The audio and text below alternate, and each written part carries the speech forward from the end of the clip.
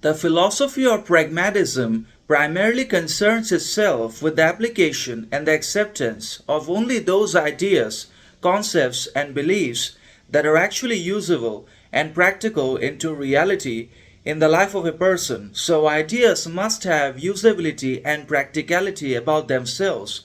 And if ideas, concepts, and beliefs are devoid of usability and practicality because they are difficult or absurd, then they should be rejected and discarded by the individual person, and they are actually worthy of condemnation and rejection in pragmatism. So, pragmatism only accepts and approves of only those ideas, concepts, and beliefs that are actually usable and practical, ideas that can be used in real life circumstances in the life of a person can be accepted by pragmatism.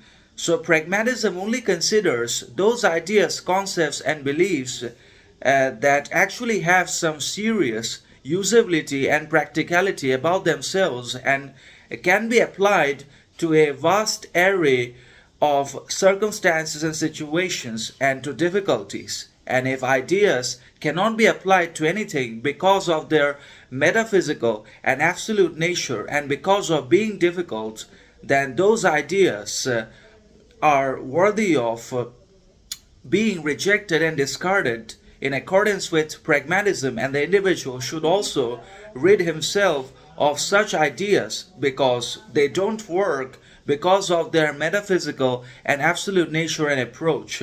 So, if my ideas, beliefs, and concepts have practicality and usability about themselves, and if they actually work in terms of dealing with and solving my real life problems, difficulties, and challenges, then I should keep and hold on to my ideas. And pragmatism accepts such ideas. But if my ideas don't work, and if my ideas don't solve, or if they don't help me deal with any challenges, difficulties, or situations in my reality, then I should not hold on to such ideas and I should reject them outright, because that's what pragmatism says. It's all about practicality, usability, and having worth and significance about ideas, concepts, and beliefs. So, if you have ideas that actually work in terms of solving your problems and help you deal with different circumstances and difficult situations relating to education, religion, profession, family, etc., then you should keep your ideas and you should try to create more such ideas that actually help you move forward in life because of their openness and practicality and usability. And if your ideas are such that they can only be kept in the mind because of their metaphysical and absolute nature, and also because of their criticality and rationality, and if they cannot be applied into reality, then you should actually reject such ideas because they are not worth holding on to.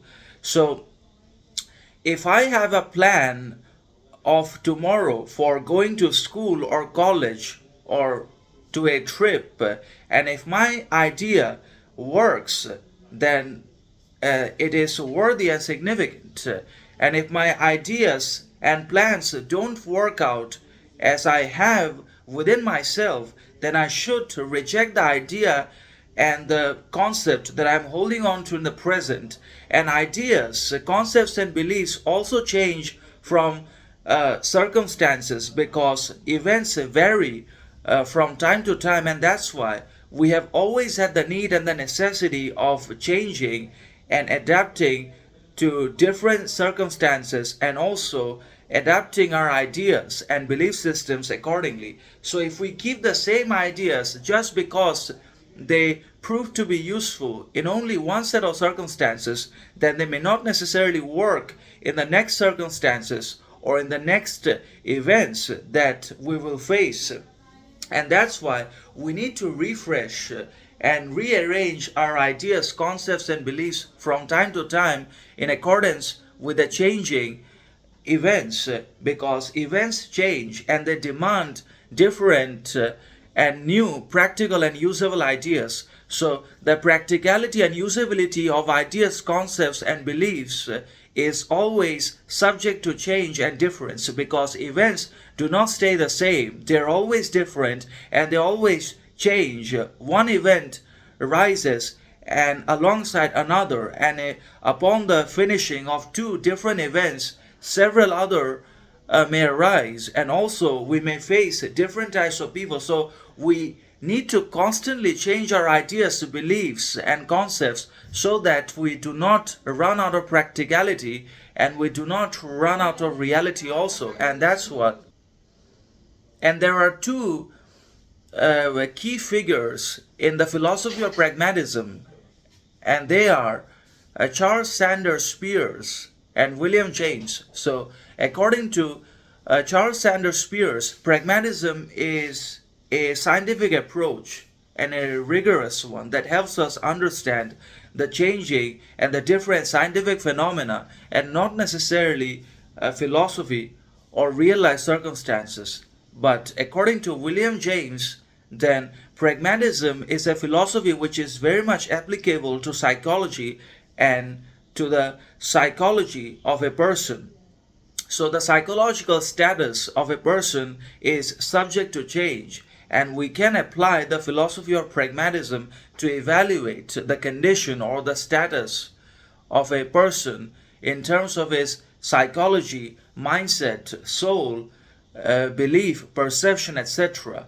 So perception and mental condition can be evaluated and judged with the help of the philosophy of pragmatism, because it believes in the usability and in the application of usable, practical, and concrete ideas, and not metaphysical or absolute ideas that are out of touch with reality and that don't work because of their criticality and complexness.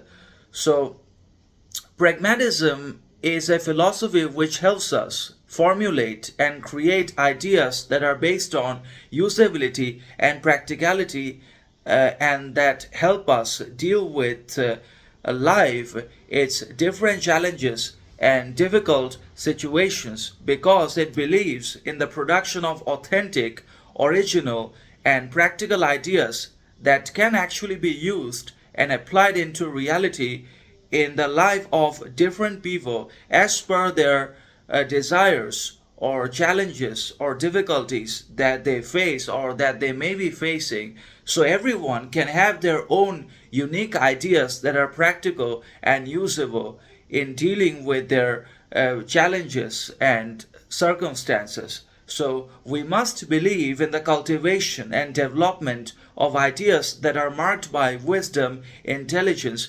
usability, and practicality. And ideas must have usability, because if our ideas, beliefs, and concepts are devoid of, or if they lack usability and practicality and cannot be applied into anything because of their absolute or metaphysical nature, then everything becomes meaningless and insignificant. And alongside the unusability and impracticality of our ideas, we also become meaningless and fade into oblivion. And that's why it's fundamental and indispensable for each one of us that we learn to grow ideas that are not only subjective but also practical and usable in real life conditions, and that help us deal with our life's struggles, sufferings, whether it's mental or emotional or professional or related to family. It could be anything, but ideas have to have practicality, usability, and real life value and worth about themselves, so that they can be used to deal with different types of problems based on family, profession, education, religion, etc., even if it's relationships. So ideas should and must have usability and practicality about themselves, otherwise they become useless. And such ideas should be rejected and discarded, not only by ourselves but also by other people.